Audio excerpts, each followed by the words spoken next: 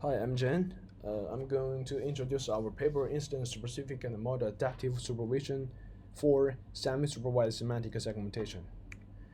So in this paper, we propose an instance-specific and model adaptive supervision. We argue that most existing studies treat all unlabeled data equally and barely consider the difference and the training difficulties among different unlabeled instances. So we argue that differentiating unlabeled instance can promote instance-specific supervision to better adapt to models' evolution dynamically. So, to achieve such instance-specific and model adaptive supervision, we propose two main modules on top of the main teacher, say the cognitive hardness analysis and the hardness-based module adaptive supervision.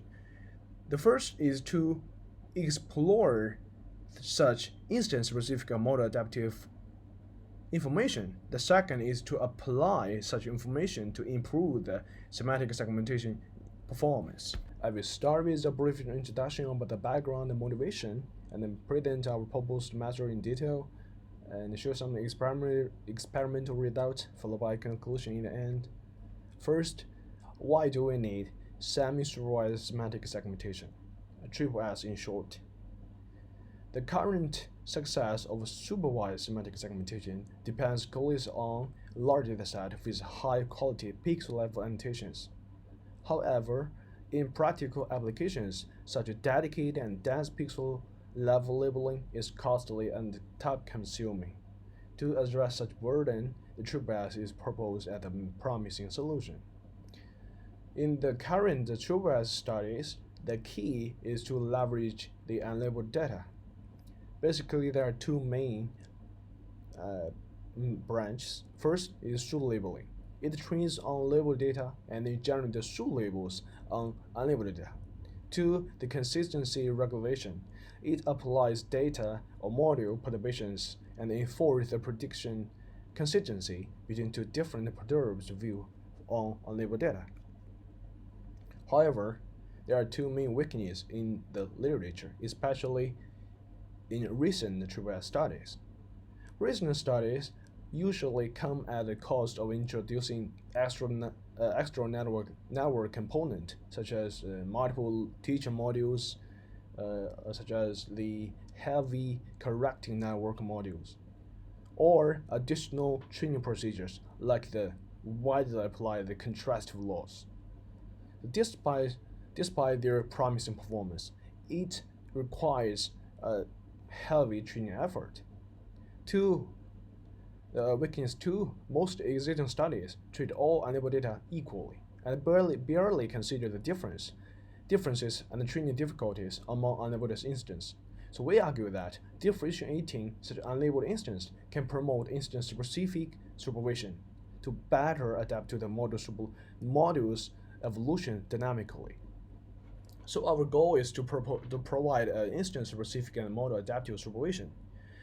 Specifically, we think that all the operations on different unlabeled data should first adapt to the training status of the model, which means model adaptive.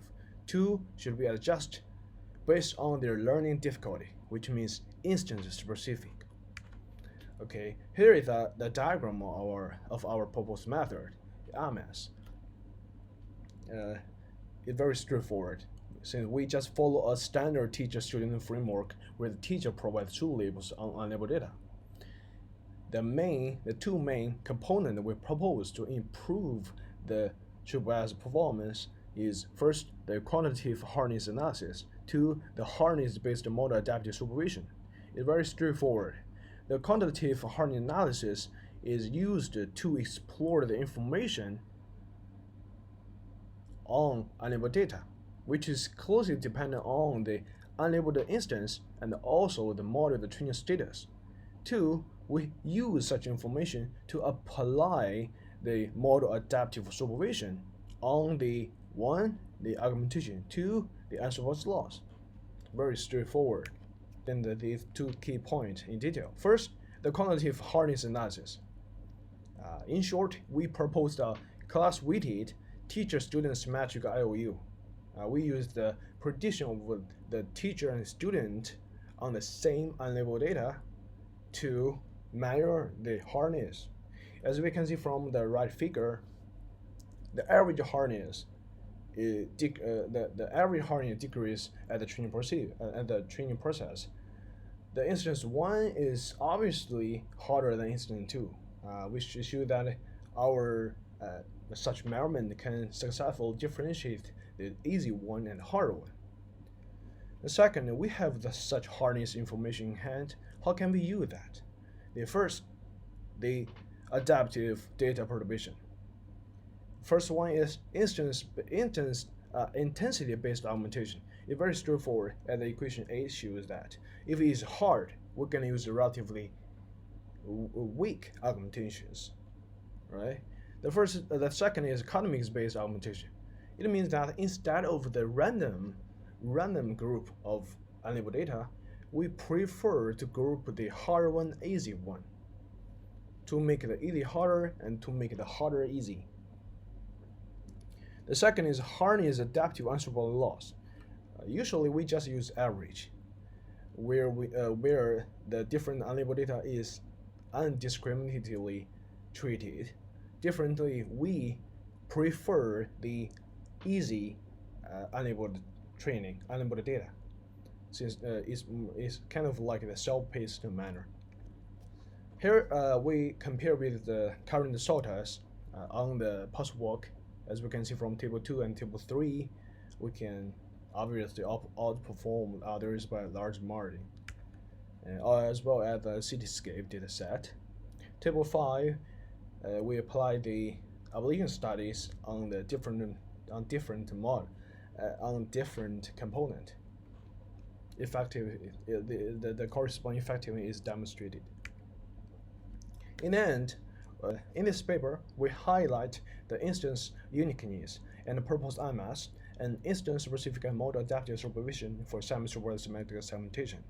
So relying on our cost-weighted semantic hardness evaluation strategy, IMS treat each unlabeled instance discriminatively and employ model adaptive augmentation and loss weighting strategies on each instance.